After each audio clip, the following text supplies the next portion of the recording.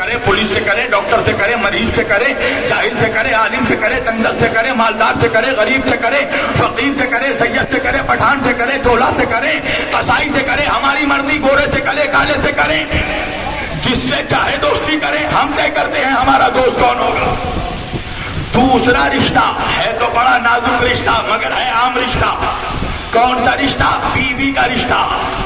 یہ بھی ہم طے کرتے ہیں ہماری بیوی کون ہوگی.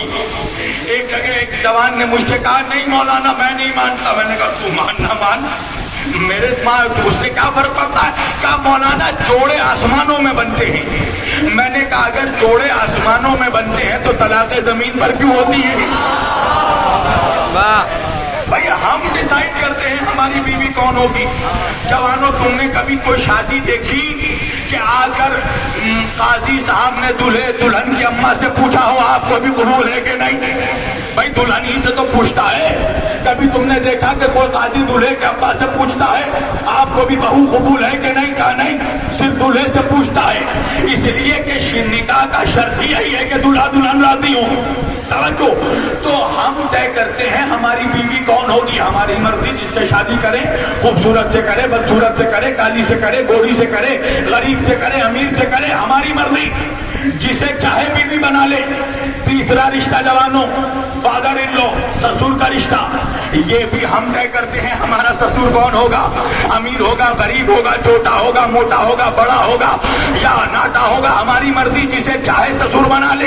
مالدار کو بنا لے, غنی کو بنا لے, سخی کو بنا لے, کنجوس کو بنا لے, بھکاری کو بنا لے, رئیس کو بنا لے, ہماری مرضی, جسے چاہے سسر بنائے. چوتھا رشتہ ساسو ماں کا رشتہ, مدر ان لو. یہ بھی ہم ڈیسائیڈ کرتے ہیں کہ ہماری ساسو ماں کون ہوگی. ہم طے کرتے ہیں نا بھائی, ہماری مرضی, جسے ساس بنا لے, چاہے چھوٹی ہو, موٹی ہو, بڑی ہو, چھوٹی ہو, ہماری مرضی, جسے ساس بنائے. تو یہ ہے عام رشتہ داری, یہ ہم طے کرتے ہیں. اب خاص رشتہ داری کیا ہے؟ وہ رشتے جو اللہ بناتا ہے, جیسے اولاد کا رشتہ. آئے آئے آئے توجہ بھائی, ہم نہیں طے کرتے ہماری اولاد کون ہوگی. بڑا سے بڑا مولوی ہے, اگر پریگننٹ ہے تو پہلے سے پریڈکشن نہیں کر سکتا, پہلے سے پیشن گوئی نہیں کر سکتا کہ بیٹا ہوگا یا بیٹی. اللہ بیٹا دے تو بھی قبول کرنا پڑے گا, اللہ بیٹی دے تو بھی قبول کرنا پڑے گا. دوسرا رشتہ بھائی کا رشتہ, ہم نہیں طے کرتے ہمارا بھائی کون ہوگا. جسے اللہ بنا کر بھیج دے, لمبا ہو یا ناٹا, قبول کرنا پڑے گا. تیسرا چوتھا رشتہ نواسوں کا رشتہ, پوتوں کا رشتہ, ہم نہیں طے کرتے ہمارے نواسے کون ہوں گے. جنہیں اللہ بنا کر بھیج دے قبول کرنا پڑے گا. تو میرے مسلمان بھائیوں, مولویوں, سمجھ لو کہ اللہ جن رشتہ داروں کی, اللہ خاص رشتہ داروں کی محبت مانگ رہا ہے, اس کا مطلب یہ ہے کہ فی القربا سے مراد سسرالی رشتہ دار نہیں ہے, خونی رشتہ دار ہے. ایک صلوات پڑھیے محمد والے محمد.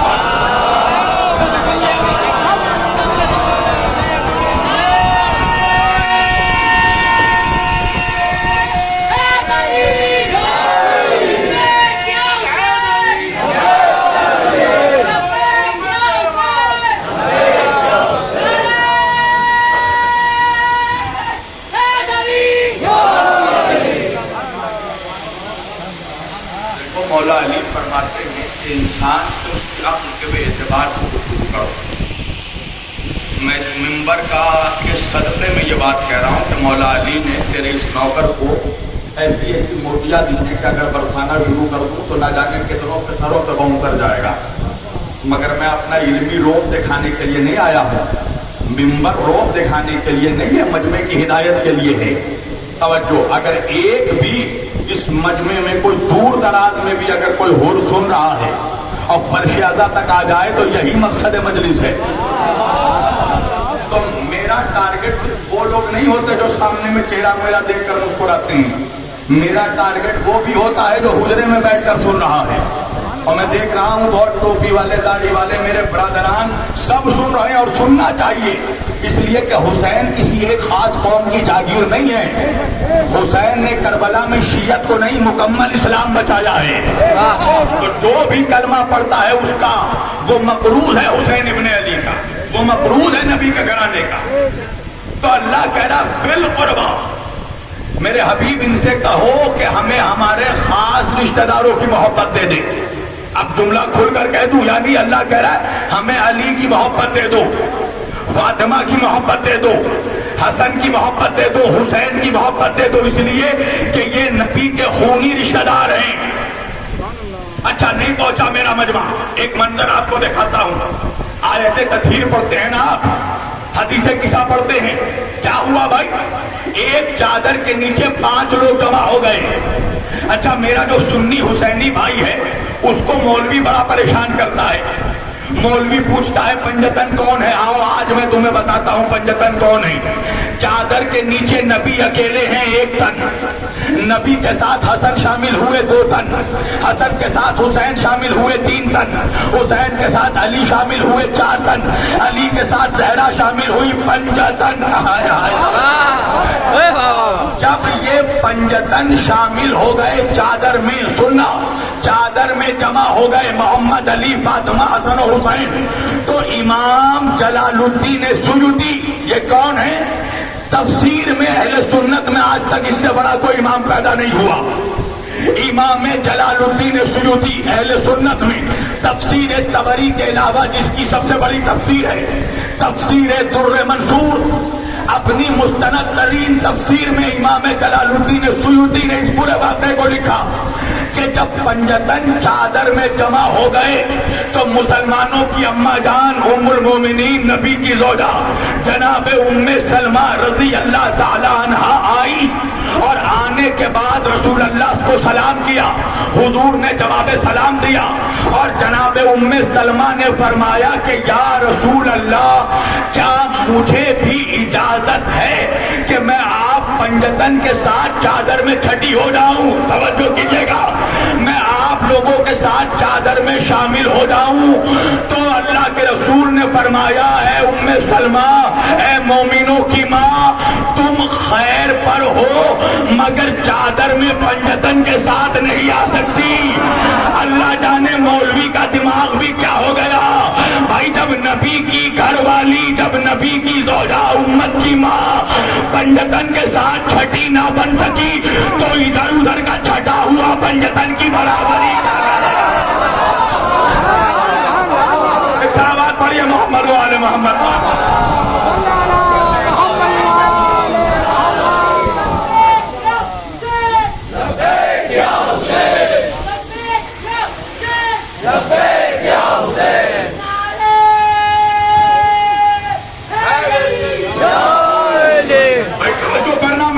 سنی بھائی سب سننا جو بول رہا ہوں، میں تمہارے لیے پڑھ رہا ہوں. میں وہ نہیں ہوں جو فرشتوں کو سنا کر چلا جاؤں. فرشتہ مجھ سے اچھا جانتا ہے علی کی عظمت کیا ہے. میں تمہیں سنانا ہے. توجہ. اب جناب ام سلمہ فرماتی ہیں کہ جب 5 تن چادر میں جمع ہو گئے تو اللہ کے رسول صلی اللہ علیہ وآلہ وسلم نے چادر کے 2 کونوں کو پکڑا اور پکڑ کر آسمان کی طرف دیکھا اور دیکھ کر کہا اللہم ہؤلاء اہل بیتی، اے اللہ تو گواہ ہو جا یہی میرے اہل بیت ہیں. توجہ کیجیے گا، یہی میرے اہل بیت ہیں. جناب ام سلمہ فرماتی ہیں جب نبی نے کہا تو جبریل قرآن کی آیت لے کر آئے، سورہ احزاب کی 33ویں آیت، 33ویں سورے کی 33ویں آیت کہ اللہ فرماتا ہے انما یرید اللہ لیذھب عنکم الرجس اہل البیت ویطہرکم تطہیرا. توجہ آپ سنتے رہتے ہیں. آیت تطہیر نازل ہوئی 5 تن کے شان میں. اب میرا سوال یہ ہے مولویوں کہ اگر نبی 5 تن کو چادر میں نہ ہوتے، اگر نبی 5 تن کو چادر میں نہ لیتے، اگر علی، فاطمہ، حسن و حسین کو چادر میں نہ لیتے، اور پھر اگر آیت تطہیر اتر جاتی تو پھر آیت تطہیر ہر اس کے لیے ہوتی جو چھت کے نیچے تھا. ارے توجہ کیجیے گا، نبی نے 5 تن کو چادر میں لے کر بتایا کہ آیت چھت والوں کے لیے نہیں، چادر والوں کے لیے اتری ہے. ایک صلوات پڑھیے محمد و آل محمد.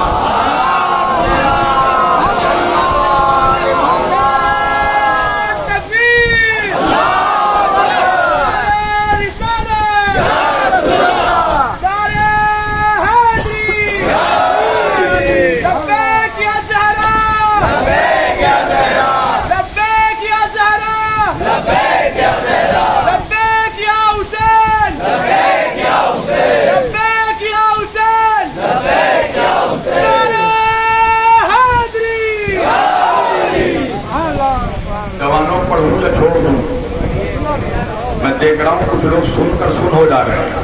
اب میری مجبوری نہیں, میں زیادہ زور نہیں لگا سکتا اس پر. مجھے یقین ہے یہ وہ مجمع ہے جو کلیم پر نہ بھی بولے تو کلام پر ضرور بولتا ہے. لہٰذا کلام بدنی ہوں تو بولنا ضرور. میں دیکھ رہا ہوں کچھ لوگ تارتے ہیں, ہر جگہ فقرات لوگ آتے ہیں. کچھ لوگ سمجھتے ہیں میں ہی دلی کا شبلی نمانی ہوں, اور جب منبر پر بیٹھا ہو تو بیچارہ الگ سے ٹپک گیا ہے کسی پلانٹ سے. مجھے نہیں پتا ہم کتنی محنت کر کے آتے ہیں اور ہمیں کن کن چیزوں کا سامنا کرنا پڑتا ہے. اب کہاں کہاں ہم کن کن لوگوں سے گفتگو کرتے ہیں. ہم کلیجہ چیر کر نہیں دکھا سکتے. بس یہ ہے کہ چونکہ حسین کے ذاکر ہیں تو اپنی اوقات میں رہو. ایک چیز یاد رکھو کہ حسین کے ذاکر کا مقام یہ ہے کہ جب ذاکر منبر پر بیٹھتا ہے تو امام اس وقت فرش پہ بیٹھا ہوتا ہے. ایک صلوات پڑھیے محمد و آل محمد.